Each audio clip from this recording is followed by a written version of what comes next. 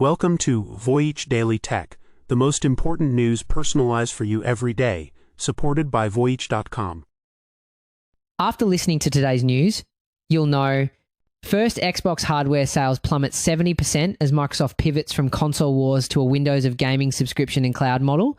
We'll analyze why this hardware surrender is a turning point and how it could affect competitive dynamics in the global cloud gaming race.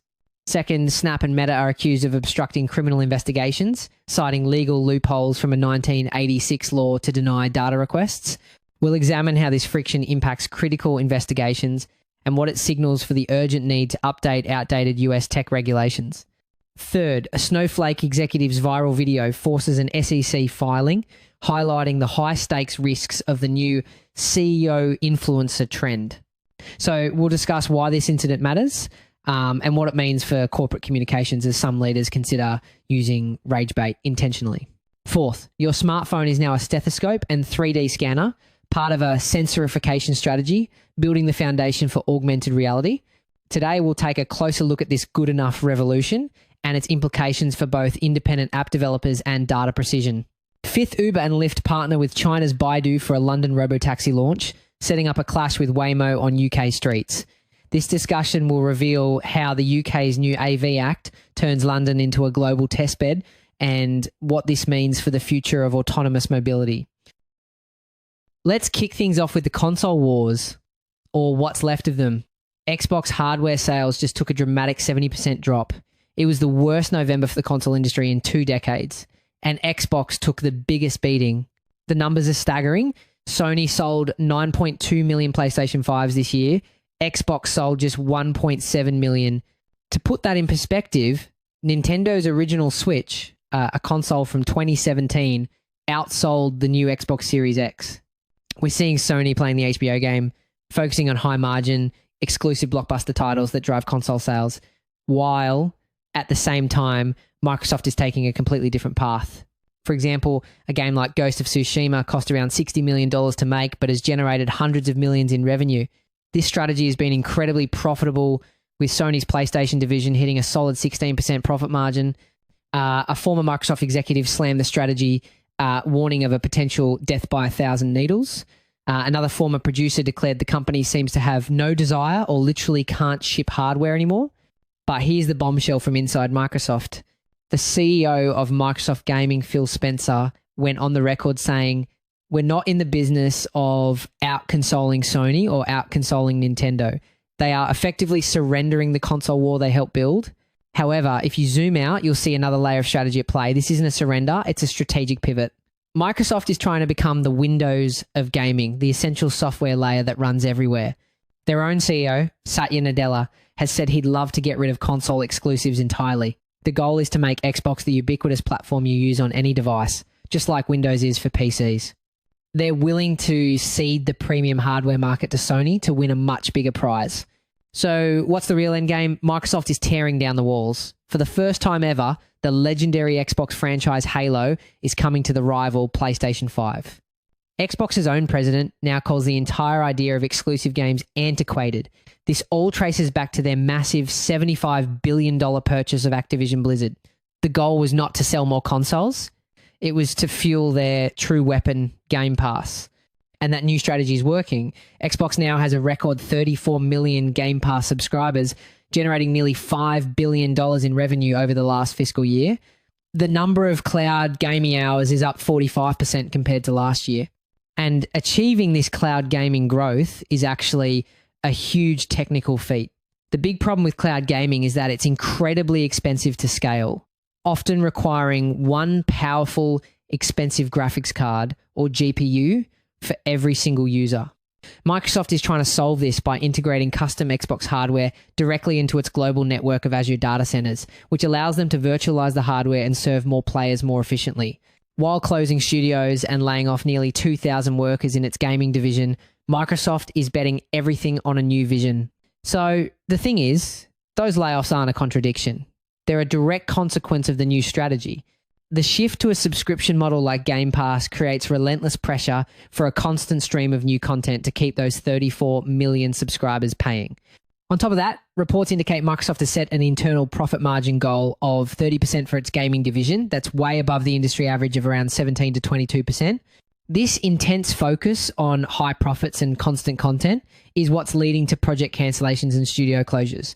They are abandoning the hardware war to become the one-stop, all-access entertainment hub for gaming, aiming to serve billions of players, not just the ones who buy their box. This is also a geopolitical play. By focusing on cloud gaming that works on phones and smart TVs, Microsoft is making a direct run at emerging mobile-first markets like India and Brazil, places where a $500 console is a non-starter for most people, but a smartphone is already in their pocket. It's a bold attempt to bypass the console generation entirely and capture the next billion gamers. Speaking of tech giants facing intense pressure, the conflict for Snap and Meta isn't just with competitors, but with law enforcement. Let's start with a single punctuation mark that derailed a criminal investigation. Police investigating a fentanyl death sent a warrant to Snap Incorporated for information on a drug dealer's account. The company's response? It refused to comply, citing a grammar technicality. The inclusion of a single /A made the request ambiguous. Now, get this. These tech companies are caught in a legal paradox. On one side, they have privacy laws, like the Electronic Communications Privacy Act, or ECPA. If they hand over data improperly, they can be sued. On the other, if they don't comply and tragedy strikes, they can face massive civil lawsuits from victims' families. In fact, a recent court ruling in California allowed a lawsuit against Snap to proceed, arguing that the platform's design features, like disappearing messages, could make it liable for facilitating drug sales. So for them, every punctuation mark in a warrant is a potential multi-million-dollar legal battle. That delay was part of an investigation into the death of 18-year-old Max Osterman. According to his mother, it took 3 separate requests for Snapchat to even respond, and when they did, they initially claimed there was no information. But that no information claim, well, it's not the whole picture. Snapchat's whole brand is built on ephemerality messages that disappear. But is the data truly gone? Not always. According to Snap's own law enforcement guide, unopened one-on-one, snaps can remain on their servers for up to 30 days. And here's the key part. Police can file a preservation request, which legally requires Snap to hang on to a user's data for 90 days, giving officers time to get a full warrant. So the data often exists, but getting to it requires navigating a very specific and unforgiving process. The dealer continued selling for years, but this isn't an isolated incident. Law enforcement officials are now accusing tech giants Meta and Snap Incorporated of derailing critical investigations into crimes ranging from drug deaths to child sexual exploitation. 8 officers told The Guardian this is a widespread problem. One officer from the Internet Crimes Against Children Task Force said, "It feels like they're playing legal games. The consequences are devastating." In another case, after a Michigan teen named Jordan DeMay died by suicide following a sextortion scam on Instagram, Meta initially declined emergency requests for his direct messages. This is a critical flaw in the system. Meta becomes the private sector arbiter of what constitutes an emergency, and that's a tough spot for them because they're also dealing with a surge in fraudulent emergency requests from hackers who impersonate law enforcement to steal user data. So their default position is often extreme caution, which in this case had tragic results. The very real threat of sophisticated scams is slowing down their response to real-world emergencies.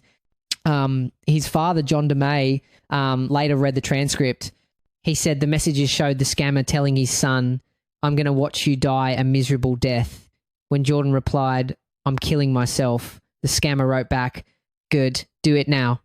Meta and Snap Incorporated state they cooperate extensively with law enforcement. Meta says it resolved over 9,000 emergency requests last year with an average response time of 67 minutes. Snap says the suggestion it didn't support investigations is simply inaccurate. But police on the front lines tell a different story. They describe sending warrants into a black hole and receiving unusable files. And what really brought this to a head is the fact that the US law governing all of this, the Electronic Communications Privacy Act, was written in 1986. That's before the modern internet even existed. When we place America's outdated regulations alongside new laws in Europe like the Digital Services Act and the UK's Online Safety Act, the contradiction becomes clear. This creates a potential double standard where American companies might be offering more robust cooperation in Europe while exploiting legal loopholes back home.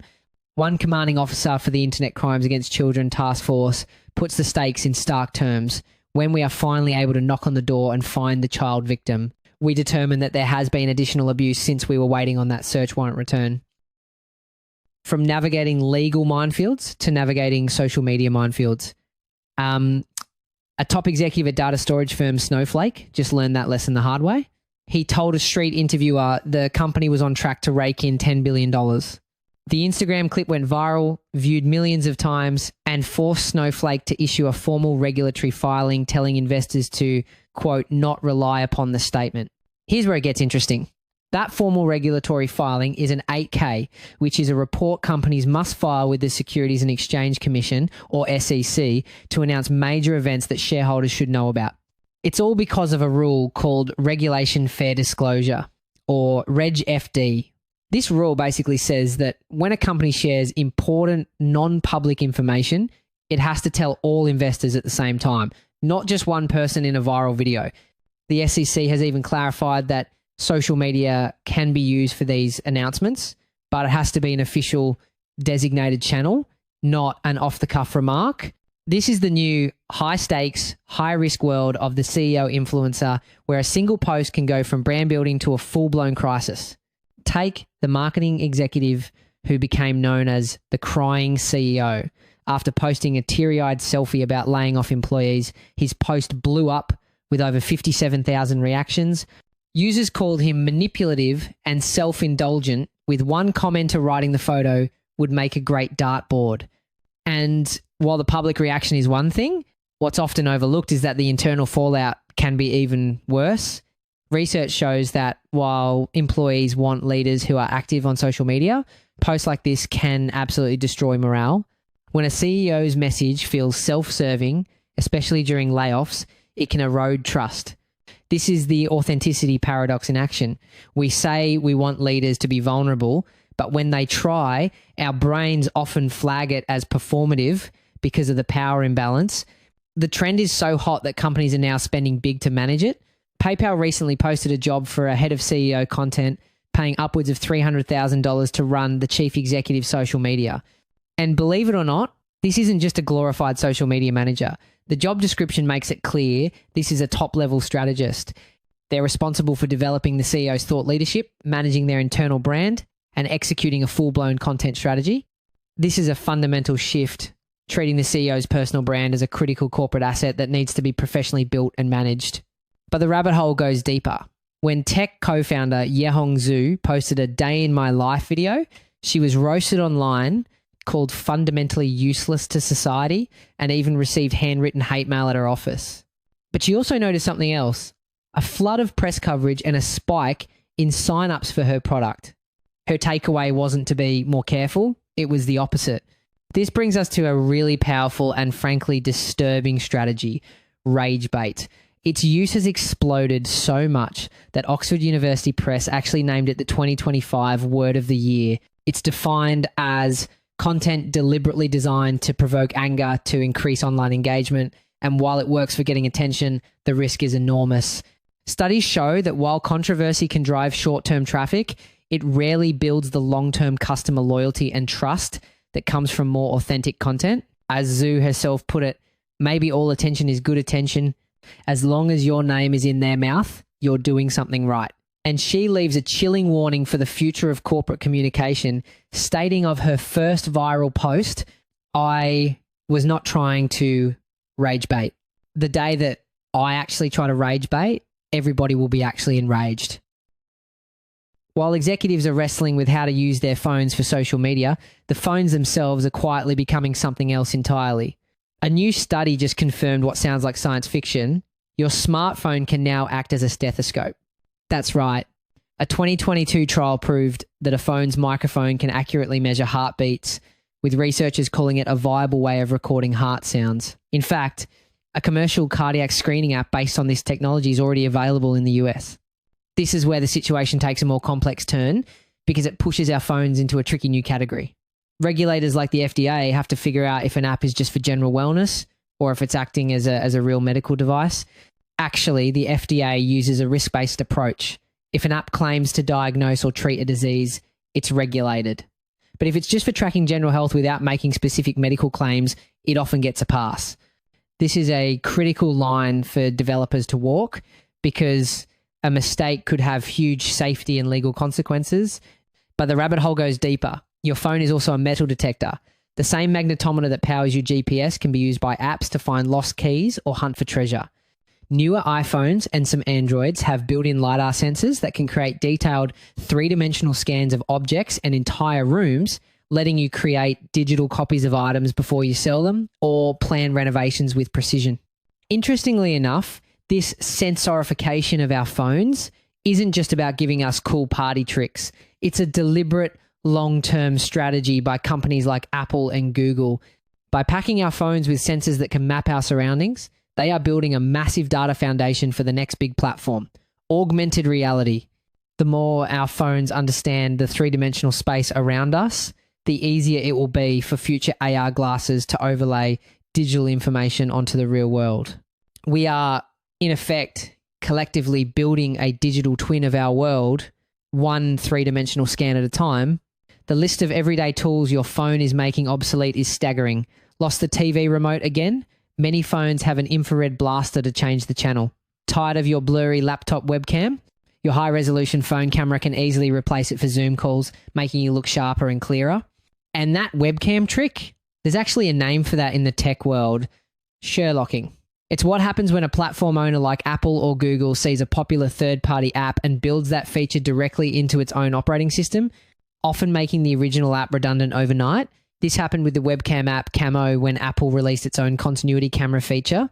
While it's great for users, it creates a huge risk for independent developers whose brilliant ideas can be absorbed by the giants.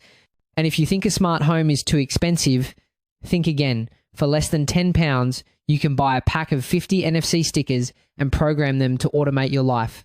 Stick one by the door and a single tap can turn on your Wi-Fi and smart lights. Put another on your bedside table to automatically enable Do Not Disturb mode. From medical diagnostics and three-dimensional modeling to replacing your spirit level, tape measure and document scanner, the device in your pocket has evolved. It all points to what's being called the good enough revolution. For most of us, a phone app that acts as a tape measure is convenient and sufficient. But it's important to know there's a trade-off. Research shows that even the best augmented reality measurement apps can have an accuracy error of around 1%. That's perfectly fine for measuring a couch, but not for professional construction. We're gaining incredible convenience, but we might be losing a degree of precision in the process. It's no longer just a communication tool. It's a powerful and versatile utility that is fundamentally changing our relationship with the world around us. From the powerful device in your pocket, let's turn to the apps on it that get you from A to B. Uber and Lyft, two sworn enemies locked in a battle for market dominance, just announced they're getting in bed with the same partner. That partner is Chinese tech giant Baidu, and the plan is a Robotaxi invasion of London. But that's not the whole picture. The real story here is that this is a massive strategic shift for Uber and Lyft. Both companies tried to build their own self-driving cars and spent billions doing it. After all, the costs and complexity were just too high. Uber, for example, sold its self-driving unit ATG back in 2020, so now they're pivoting. Instead of building the tech, they want to be the essential platform that any robotaxi company needs to use. This lets them get into the game without the multi-billion-dollar headache of research and development. Starting in 2026, both the Uber and Lyft platforms will begin integrating Baidu's Apollo Go autonomous vehicles. This means you could open either app in London and have a driverless car show up at your curb. Lyft CEO David Risher confirmed they will start with dozens of vehicles, with plans to scale to hundreds. This isn't happening in a vacuum. The move comes right as the UK government hits the accelerator on its plans for autonomous tech, turning London into a key global battleground for the future of mobility. We previously analysed how the UK has been courting AI heavyweights, and the latest development is that this open arms strategy is now spilling from labs and data centres onto the streets. This is where the UK strategy becomes pivotal. It has passed something called the Automated Vehicles Act. This creates a stark contrast with the United States, which has a messy state-by-state patchwork of laws, or the EU, which has a much broader, more complex approach. By creating a clear, unified framework, the UK is essentially rolling out the red carpet for these companies, hoping to attract massive tech investment. But the rabbit hole goes deeper. This puts Baidu on a direct collision course with another heavyweight, Alphabet's Waymo. A while back, we broke down why Waymo's fully driverless miles create a quality over quantity data advantage. Today's twist is that this hard-won edge is about to be stress-tested on London streets against a fast-scaling Apollo Go. This is where it gets incredibly complicated, both technologically and geopolitically. First, why London? Because it's considered the ultimate driving test for an AI. An AI trained in Chinese cities has to learn to navigate London's notoriously narrow, winding streets, aggressive roundabouts, left-hand traffic, and even its unpredictable weather. We're talking rain and fog that can mess with a car's sensors. Succeeding here is a much bigger technical challenge than going from, say, sunny Phoenix to grid-like San Francisco. And then there's the security question. The UK has previously banned Chinese tech firm Huawei from its 5G network over security fears. Yet, it's welcoming Baidu into its core transportation infrastructure. A while back, we asked whether the UK was becoming a strategic AI aircraft carrier for US tech giants. Letting Baidu into the mobility stack complicates that calculus. This is a huge deal because Baidu's own privacy policy states that user data can be transferred to China. This raises critical questions about data security that aren't going away. And if you think Baidu is the underdog here, think again. The company already operates in 22 cities and handles more than 250,000 weekly trips. This isn't a small experiment. It's a strategic global expansion. The race is officially on. With London aiming to eliminate all traffic deaths under its Vision Zero goal, the stakes are immense. But there's one more twist for you. What about the human drivers? London's iconic black cab drivers are not impressed. The head of the Licensed Taxi Drivers Association said these companies are living in fantasy land, arguing the city's complex streets and public distrust will be impossible to overcome. Two historic rivals, Uber and Lyft, are now using the exact same technology from Baidu to compete against Waymo in a high-stakes bid to conquer one of the world's most iconic cities. That's it for today on Voyage Daily Tech. Follow, share, and stay tuned for daily updates coming your way tomorrow.